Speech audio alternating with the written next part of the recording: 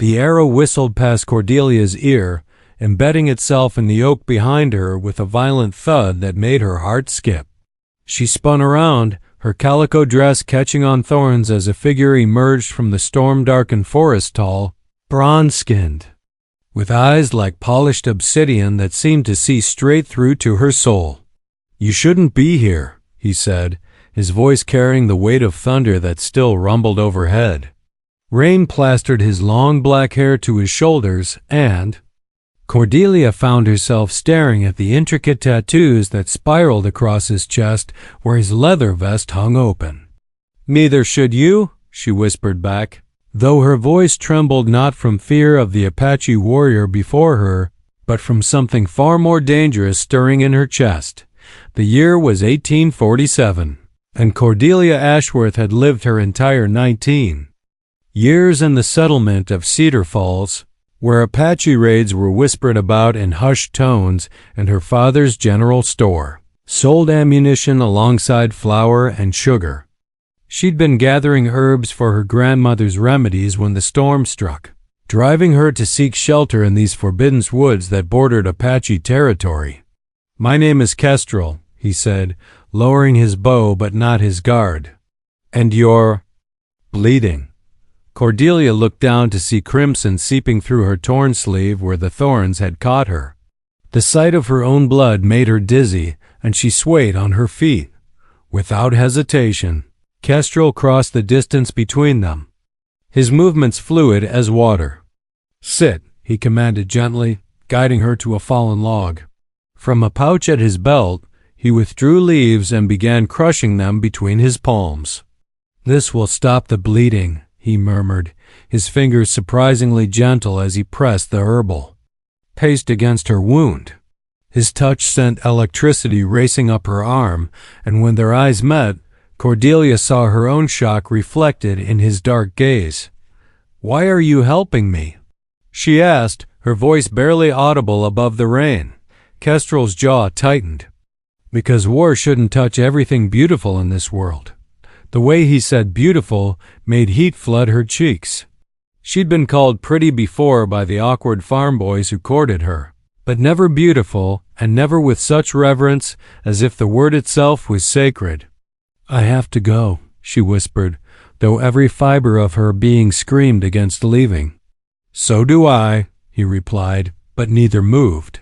The storm raged around them, creating a cocoon of intimacy in the ancient forest. Rain drummed against the canopy above while lightning illuminated their faces in stark, stolen moments. Cordelia studied the sharp planes of his cheekbones, the way his wet hair framed features that belonged in her grandmother's stories of ancient gods and warriors. "Will I see you again?" The question escaped before she could stop it. Kestrel's expression grew pained. "You shouldn't want to."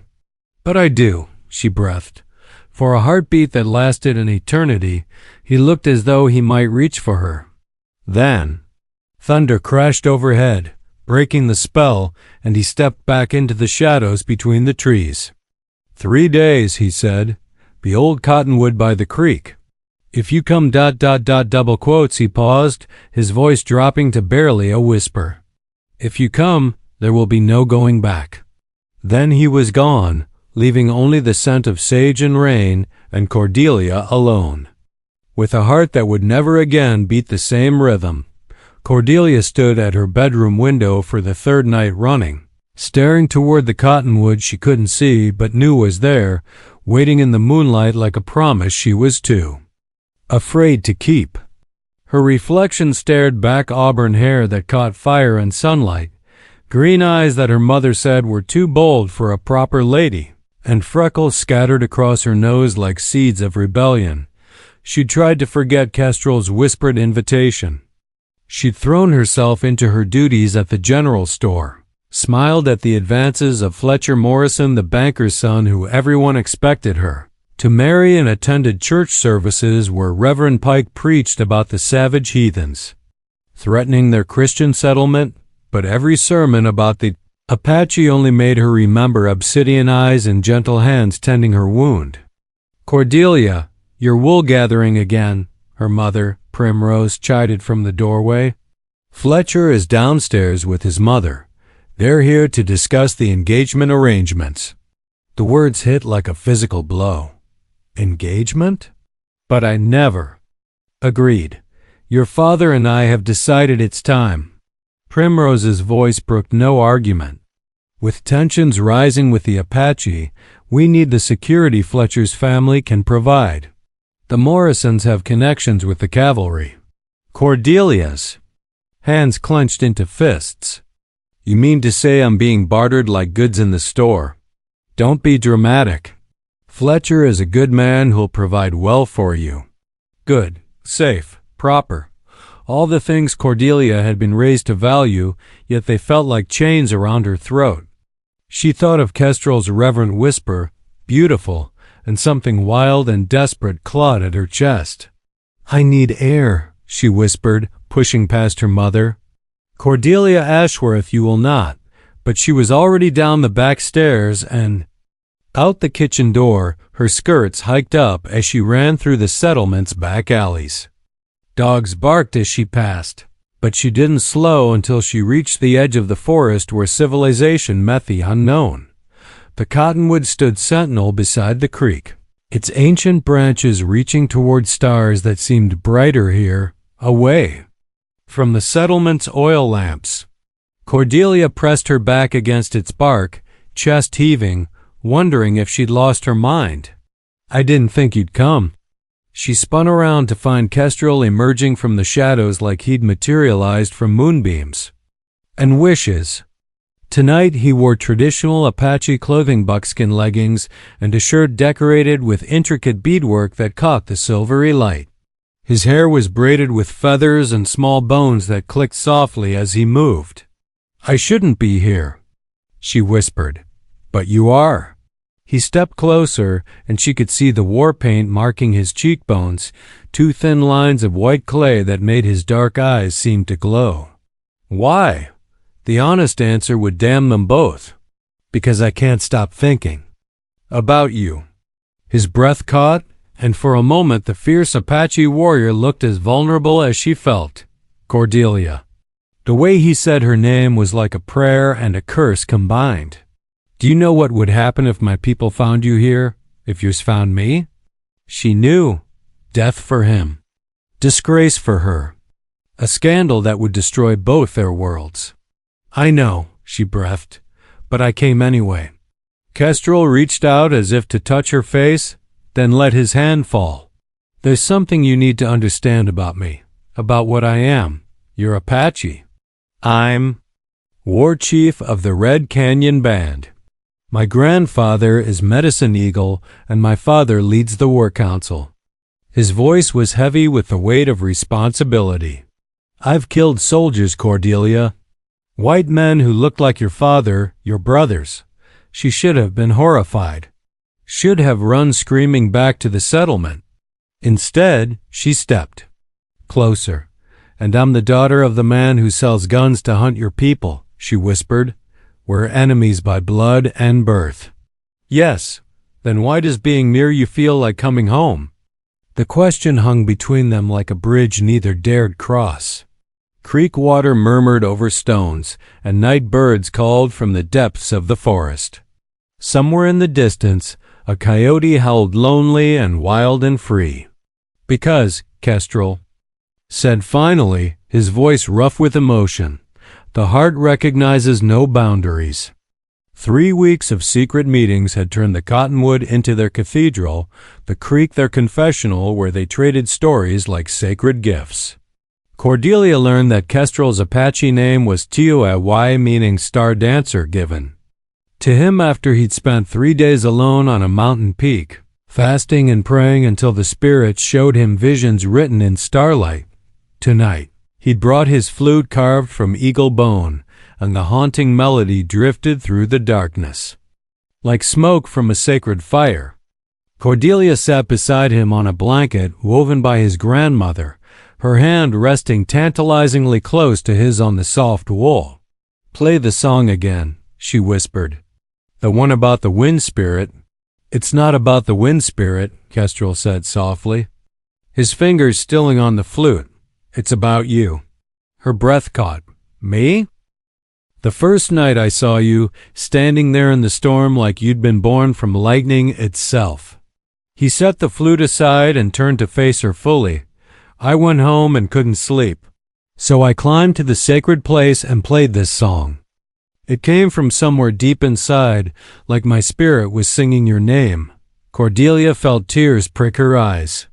In the settlement, Fletcher Morrison spoke to her of household budgets and proper child rearing. Here, beneath ancient stars, Kestrel offered her songs carved from his very soul. "Will you teach me your language?" she asked. "I want to know the words for beautiful things." Kestrel's eyes darkened with something beyond desire, a hunger that went soul deep. "Nijoni," he whispered, reaching up to trace the line of her cheek. "Beautiful. Atsashi, first laugh. That's what you were to me, the first real laughter my heart had known." His thumb brushed across her lower lip, and Cordelia felt something fundamental shift inside her, like tectonic plates finding new alignment. She'd been kissed before fumbling, wet attempts by boys who smelled of tobacco and ambition. But she'd never been touched with such reverence, as if she were made of starlight and dreams. "Theoata," she whispered, the Apache words feeling foreign but right on her tongue. "How do you say I love you?" Kestrel went very still. "A'au anosani."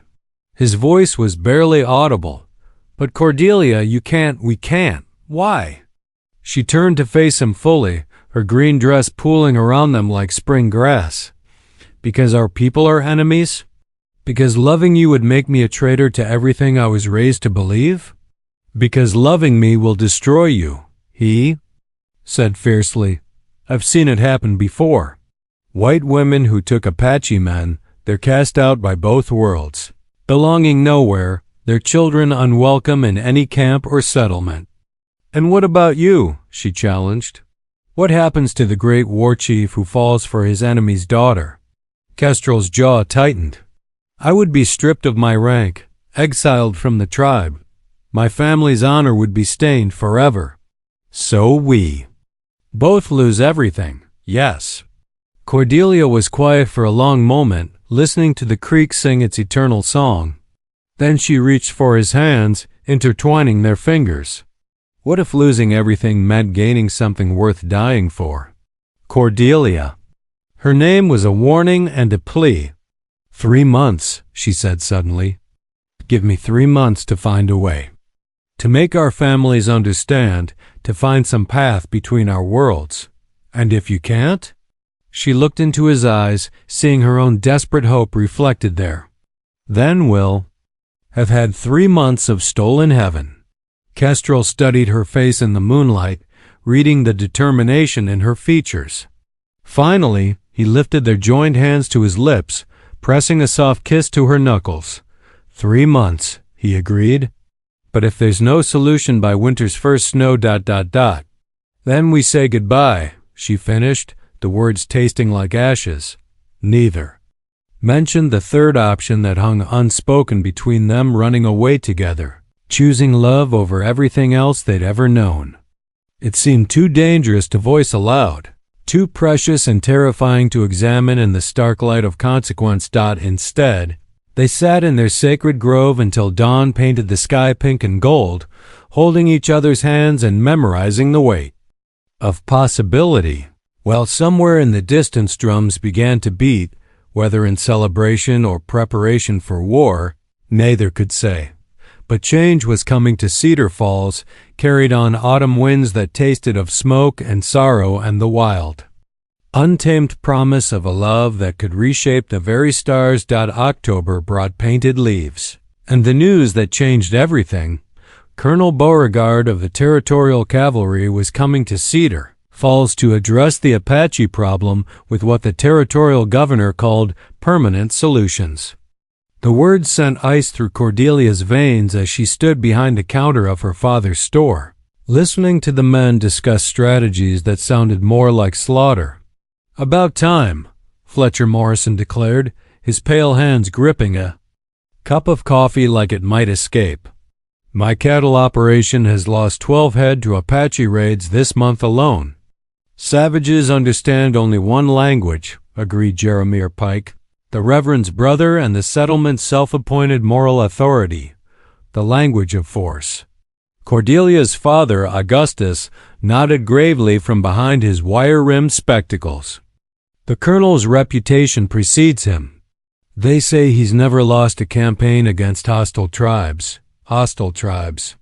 The words made Cordelia want to scream. She thought of Kestrel's gentle hands tending her wound, his reverent whisper of Nijoni, the way he played haunting melodies on his eagle-bone flute. How could they speak of extermination so casually, as if they were discussing the weather? Or the price of grain? Cordelia, her father called. Take these ammunition supplies to the back. The colonel's advance guard will be here within the week, and they'll need to resupply. She took the heavy box with numb fingers, her mind racing. A week, she had to warn Kestrel, had to find some way to what? What could she possibly do against the U.S. cavalry and their permanent solutions? That night, she broke protocol and ran to the cottonwood hours before their usual meeting time. Kestrel was already there, his face grim in the moonlight, and she knew immediately that he'd heard the same terrible news. "They're coming," she whispered, throwing herself into his arms. "I know." His voice was steady, but she could feel the tension thrumming through his body like a bowstring drawn taut. "My scouts brought word this morning. Colonel Beauregard, the Apache killer. He leaves no survivors, Cordelia. Not warriors, not women, not children." "Then you have to run," she said fiercely, gripping his shirt. "Take your people and go deeper into the mountains, somewhere he can't find you." Kestrel's laugh was bitter. "There is nowhere he cannot find us. And even if there were, I am war chief. I cannot run while my people stand and fight." "Then don't. Let them fight." The words burst out of her before she could stop them. "Surrender. Make peace. There has to be another way." His eyes flashed dangerously. "Surrender? Kneel before the men who would cage us on reservations, who would strip away everything that makes us Apache?" He shook his head. "You don't understand what you're asking." "I understand that I love you," she cried, tears streaming down her face. "I understand that in less than a week, you could be dead, and our 3 months of stolen heaven will be over before they've barely begun." Kestrel cupped her face in his hands, his thumbs wiping away her tears. "And what would you have me do? Abandon my honor, my people, my sacred duty?" "Choose me," she whispered. "Choose us. We could leave tonight, ride west, find somewhere the war hasn't touched yet. We could build a life on the graves of my people." His voice was gentle but implacable. "Cordelia, Ao Anosani, I love you more than the sacred mountains, more than my own breath. But I cannot be the man you love if I abandon everything that makes me who I am." She knew he was right. The honor and fierce loyalty that made him stand against impossible odds were the very qualities that had captured her heart. To ask him to abandon them would be to ask him to stop being Kestrel. "Then I'll find another way," she said, a desperate plan already forming in her mind. "My father has influence with the territorial government. If I could convince him, make him understand that not all Apache are hostile. Your father sells guns to hunt my people. But he's not evil, just misguided. If he knew you, really knew you, he'd see that peace is possible." Kestrel stared at her as if she'd suggested they fly to the moon. "You want to bring me to meet your father, not just my father. The town. Council, the settlement leaders. Show them that Apache can be reasoned with, that there's an alternative to Colonel Beauregard's permanent solution. Cordelia, they would shoot me on sight. Not if you came under a flag of truce. Not if I vouched for you." She gripped his hands tightly. "It's insane, I know. But what other choice do we have?" Kestrel was quiet for a long moment, staring out at the dark water flowing past their feet. When he spoke, his voice was thoughtful. There is precedent. Other Apache leaders have met with white officials under truce flags. And most were betrayed. And killed. Cordelia's heart sank, but she pressed on. What about the ones who weren't? A few managed to negotiate temporary peace treaties. But they were always broken eventually. But they tried, she insisted. They chose hope over despair, love over hate. Love? Kestrel's smile was sad and beautiful. Is that what this is about? Everything is about love, she said fiercely. Even war. People fight because they love their children, their homes, their way of life. If we could make them see that we're not so different. She trailed off, seeing something shift in his expression, a spark of possibility in the darkness. 2 days. He said finally, Colonel Beauregard arrives in 5 days. If we're going to attempt this madness, it has to be before he gets here and makes any negotiation impossible. Cordelia's heart soared even as terror gripped her throat. You'll do it? Hats. Hashk, he whispered, pulling her close. For you, my first laugh, I would dare even this. The town hall of Cedar Falls had never hosted an Apache war chief, and Cordelia could feel the building's wooden bones creaking under the weight of collective tension as she stood at the front of the packed room, her hands shaking despite her fierce determination. She'd spent 2 sleepless days convincing, pleading, and finally threatening her father and the town council. The threat had been simple. If they refused to hear her out, she would ride to Fort Carson herself and tell Colonel Beauregard that Augustus Ashworth was secretly sympathetic to Apache causes. It was a lie that could destroy her father's reputation. But desperation had made her ruthless. Now, as 43 of Cedar Falls' most prominent citizens stared at her with expressions ranging from curiosity to outright hostility, Cordelia wondered if she'd finally lost her mind entirely. Ladies and gentlemen, she began, her voice steadier than she felt, before Colonel Beauregard arrives with his permanent solution, I believe we have an opportunity to try something different, something that might save lives on both sides. Get to the point, girl, growled Tobias Fletcher, the cattle rancher. We didn't come here for speeches. Cordelia took a deep breath. I've arranged for a representative of the Red Canyon Apache to meet with us under a flag of truce. To discuss terms for peace, the room erupted. Men shouted, women gasped, and Reverend Pike rose to his feet like an avenging angel. This is madness. You cannot negotiate with savages. They're not savages. Cordelia's voice cut through the chaos. That's exactly the kind of thinking that's brought us to the brink of massacre.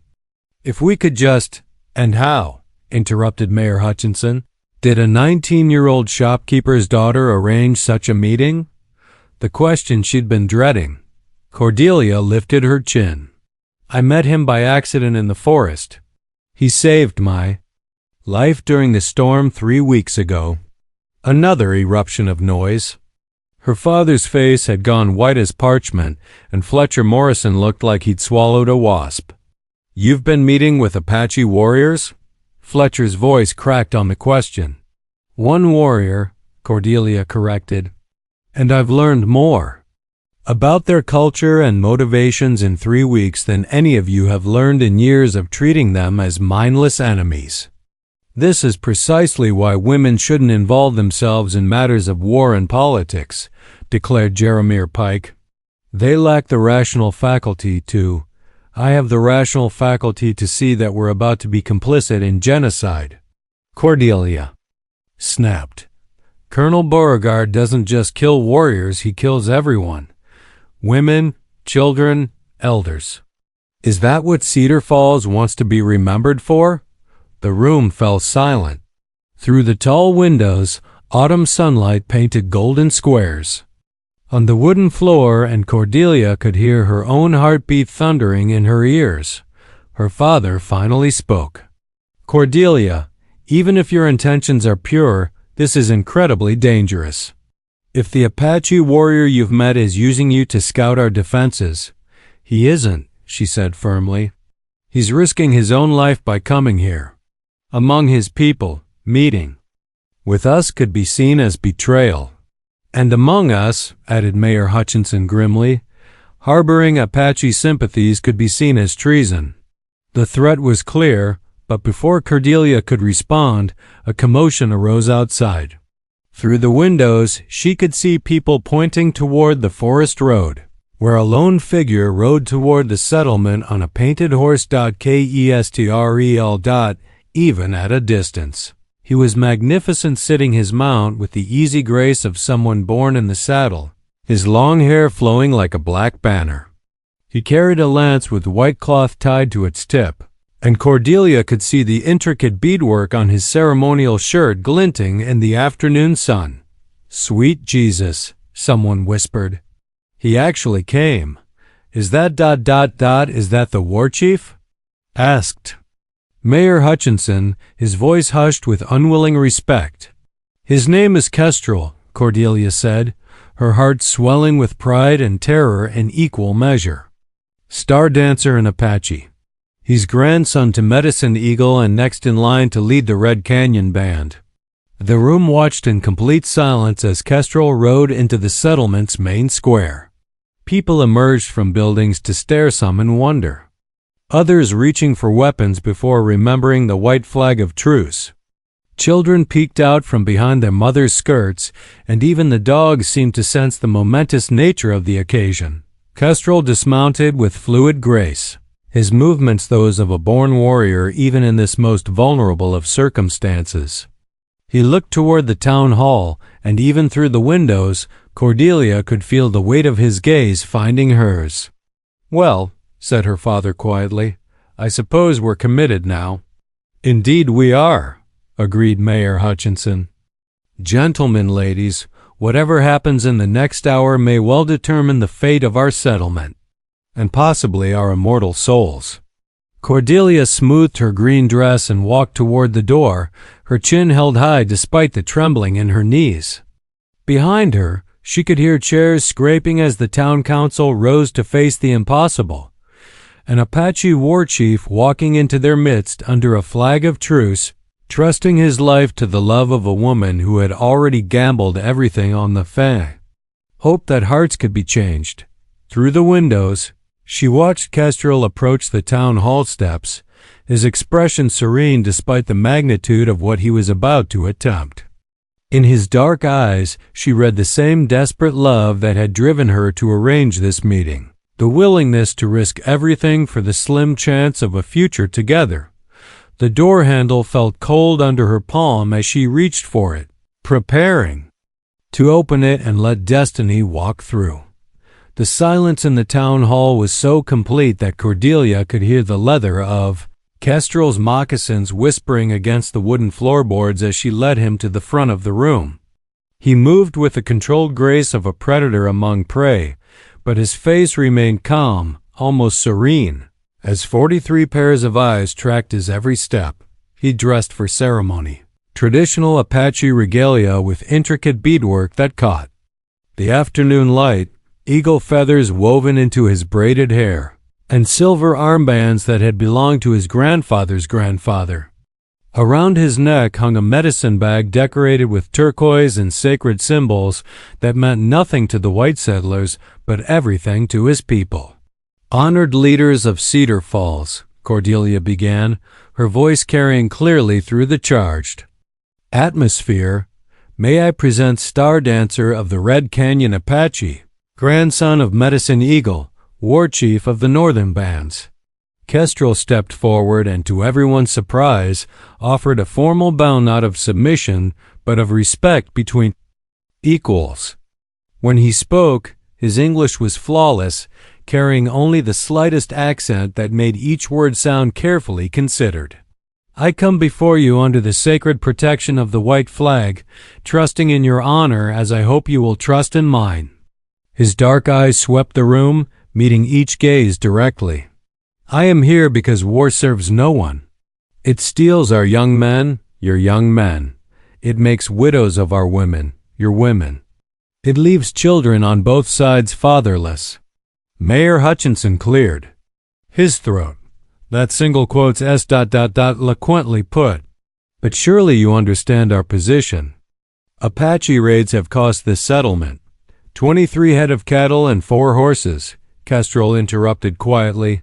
Taken by young warriors I could not control, acting against my counsel. For this I offer compensation. He reached into a leather pouch and withdrew an object that made several people gasp. It was a gold nugget, large as a man's thumb, gleaming like captured sunlight. This comes from sacred Apache lands, Kestrel continued, worth more than the livestock taken.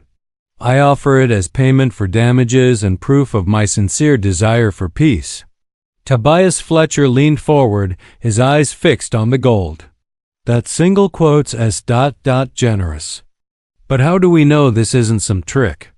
That you won't attack once our guard is down? Because, Kestrel said simply, I have something more precious than victory to protect now. His eyes found Cordelia's, and the look that passed between them was so intimate, so clearly filled with love, that several people in the room sucked in sharp breaths. Ah, said Reverend Pike slowly, I see. The shopkeeper's daughter has bewitched the savage. Careful, Reverend, Kestrel's voice carried a warning that made Pike step back. I am here in peace, but I am still war chief. Insult the woman I love, and truce or no truce, you will answer to me. The casual mention of love sent shockwaves through the room. Cordelia felt her cheeks burn, but she didn't look away from Kestrel's proud gaze. Her father finally spoke, his voice heavy with emotion. Mr. Dancer, you're saying you love my daughter? I am saying, Augustus Ashworth, that your daughter has shown me it's possible to build bridges where others see only chasms. That courage and kindness can exist in any skin, speak any language. Pray to any god, Kestrel's voice softened. She has saved my life in ways that have nothing to do with Apache medicine and everything to do with the human heart. And you believe this affection as grounds for peace between our peoples? Asked Mayor Hutchinson skeptically. I believe, Kestrel said, that if 2 people from enemy tribes can find common ground in love, then surely 2 communities can find it in mutual respect and benefit. Fletcher Morrison suddenly stood, his face flushed with anger. This is ridiculous. We're supposed to negotiate peace because some Apache buck has taken a fancy to a white woman? What about my cattle? What about the raids? What about the Apache families your cowboys have murdered? Kestrel's voice remained calm, but Cordelia could see the tension in his shoulders. The water sources you've poisoned? The sacred sites you've desecrated for mining claims? That's different, is it? Kestrel stepped toward Fletcher, and several men reached for their weapons before remembering the truce. Are Apache children less precious than yours? Is Apache blood cheaper than cattle? Gentlemen, please, Mayor Hutchinson intervened. Where? Here to discuss peace, not relitigate every grievance. Then let us discuss terms, Kestrel said, his voice regaining its ceremonial cadence. The Red Canyon Apache proposed the following. We will move our winter camp 20 miles further into the mountains, away from your grazing lands. We will return all livestock taken in recent raids and provide gold compensation for damages. In exchange, Cedar Falls will recognize our right to hunt in the disputed valley and use the springs our grandfathers called holy. The room buzzed with whispered conversations. It was, Cordelia realized, a remarkably generous offer, far more than anyone had expected. And if we agree to these terms, asked her father slowly, what assurance do we have that other Apache bands will honor them? Kestrel's smile was sad. None, just as I have no assurance that other white settlements will honor them. But peace must begin somewhere, between someone. Why not here? Why not us? Because, Fletcher Morrison snarled, Colonel, Beauregard arrives tomorrow, and he'll consider any negotiation with Apache to be treason." The words fell like stones into still water, sending ripples of fear through the room. Kestrel's expression didn't change, but Cordelia saw his hand drift unconsciously toward his knife. "Then," said Mayor Hutchinson slowly, "we have perhaps 12 hours to decide whether Cedar Falls chooses the path of negotiation or the path of extermination." Kestrel nodded gravely. 12 hours to choose between fear and hope, between the old ways that have brought us only sorrow and a new way that might bring our children peace. He looked around the room one final time, his gaze settling on Cordelia, with such tenderness that her heart ached. "I will await your decision at the sacred cottonwood by the creek.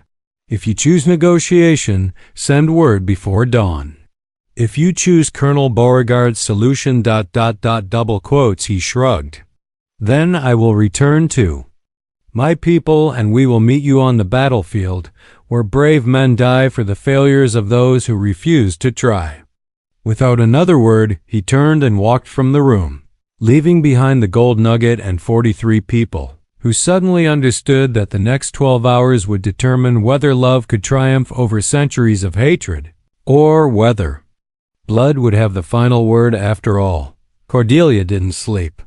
She sat by her bedroom window as the hours crawled toward dawn, watching the eastern sky for the first hint of light that would signal whether love had been strong enough to change the world, or whether it would die with the sunrise below in the kitchen.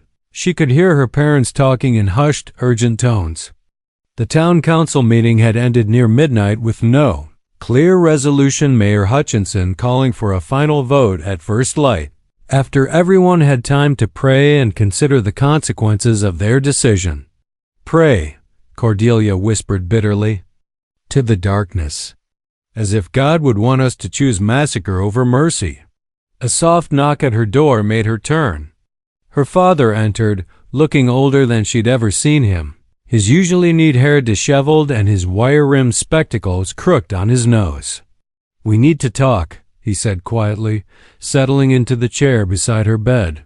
"If you're here to tell me I've disgraced the family." "I'm here to tell you," Augustus interrupted gently, "that you're the bravest person I know, and possibly the wisest." Cordelia stared at him in shock. "Father?" 30 years ago, when I first came to this territory, I believed the Apache were nothing but obstacles to progress, savages to be cleared away like trees or rocks. He rubbed his temples wearily.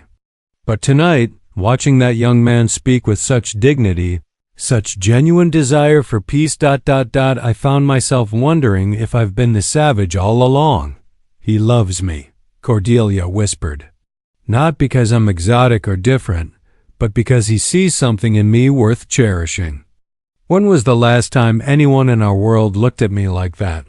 Augustus winced, understanding the implied criticism of Fletcher Morrison and his pragmatic courtship. "Your Apache Kestrel, he's an impressive man, honorable, intelligent. If circumstances were different ... they could be different. That's what tonight is about." Her father was quiet for a long moment, staring out at the pre-dawn darkness. "Cordelia, even if the council votes for negotiation, you understand what you're choosing? Life with him would mean leaving everything you've ever known. Our people might never accept you back. And his people might never accept me at all," she added. "I know the risks, Father, but I also know that some things are worth any sacrifice." Augustus reached for her hand, his calloused fingers surprisingly gentle. "Then you have my blessing, and my vote." Cordelia's eyes filled with tears. "Truly? Your mother thinks I've lost my mind, but ... yes. If the council chooses negotiation, if Kestrel's peace holds, then you have my permission to follow your heart wherever it leads." Dawn was breaking now, painting the sky in shades of rose and gold. In the distance, Cordelia could see men emerging from their homes, walking slowly toward the town hall for the final vote. Her father kissed her forehead and left to join them, and she was alone with her fears and hopes as the sun climbed higher. An hour later, running footsteps in the street below made her heart leap. She pressed her face to the window and saw young Timothy Fletcher, Tobias's nephew, racing toward the forest road, a white cloth tied to a stick in his hand. The council had chosen peace. Cordelia didn't bother with proper dress or decorum. She threw a shawl over her nightgown and ran barefoot through the settlement, past startled early risers and barking dogs, her heart soaring like a bird finally freed from its cage. She found Kestrel by the cottonwood, standing waist-deep in the faina creek with his arms raised toward the rising sun, chanting in Apache while water flowed around him like liquid silver. He turned at the sound of her splashing footsteps, and the smile that spread across his face was brighter than the dawn itself. They chose peace, she gasped, throwing herself into his arms without caring that the cold water soaked through her nightgown. I know, he murmured against her hair. I was giving thanks to the spirits for guiding their hearts toward wisdom. And what happens now? Kestrel cupped her face in his hands, his thumbs tracing the tears of joy on her cheeks. Now we find out if love is strong enough to build a bridge between two worlds. And if it isn't, then we build a third world, he said simply. One where Apache and white, warrior and settler can raise children who know no enemies. The sound of approaching horses made them both turn. A cavalry patrol was riding hard toward Cedar Falls. Colonel Beauregard's advance guard, arriving hours earlier than expected. Go, Kestrel said urgently, pushing her toward shore. If they find you here with me, no. Cordelia gripped his hand tightly. We face this together, or not at all. The patrol thundered into the settlement, and even from a distance they could hear shouting, confusion, the clash of different agendas colliding. Through the trees, Cordelia glimpsed blue uniforms and gleaming sabers, officers demanding to know why an Apache was in their midst instead of dead in the forest. Colonel Beauregard will not honor any peace treaty, Kestrel said grimly. To him, the only good Apache is a dead Apache. Then we don't give him the chance to break it, Cordelia sighed, a desperate plan forming in her mind. We leave. Now, today. Take your people deeper into the mountains while the treaty gives you safe passage. Run away? Live to fight another day. Build your third world somewhere he can't reach it. Kestrel stared at her for a long moment, then threw back his head and laughed a sound of pure joy and amazement. Atsheshk, you would truly leave everything for a life of exile with an Apache band? I would leave everything for a life with you, she corrected, wherever that leads. More shouting from the settlement, closer now. They had perhaps minutes before soldiers would come searching the forest for signs of Apache presence. Then come, Kestrel said, lifting her onto his painted horse. My people are already breaking camp, moving to the high country. We'll find a valley where eagles nest and wild horses run, where our children can grow up free. Children? Cordelia's heart skipped. Many children, he promised, swinging up behind her. Apache and white and something new, the beginning of the bridge we'll build together. They rode hard into the rising sun, leaving behind the settlement, where Cordelia had spent her first 19 years and the life that had been planned for her since birth. Behind them, Colonel Beauregard would rage and threaten, but the peace treaty would hold long enough for the Red Canyon Apache to vanish into the vast wilderness they knew, like lovers know each other's heartbeat. Years later, when travelers spoke of the mixed-blood children who served as translators and peacemakers between Apache and white, when they told stories of the legendary war chief who built the first successful settlement where both peoples lived in harmony, they would trace it all back to a single moment by a creek in autumn when love proved stronger than fear, and two hearts chose to build a world worthy of the children they would raise together. But that morning, racing toward the mountains with her arms around the man who had become her everything, Cordelia thought only of the promise Kestrel had whispered. Against her ear, Awo Anosani, forever and beyond the stars. The cottonwood by the creek stood witness to their departure, its ancient branches reaching toward a sky where their love would be written in the flight of eagles and the laughter of children not yet born. Children who would inherit a world where the question, "Would it be wrong if I kissed you now?" would never need to be asked, because love would finally be the answer to everything that mattered. In the distance, the Apache drums began to beat not for war this time, but for celebration.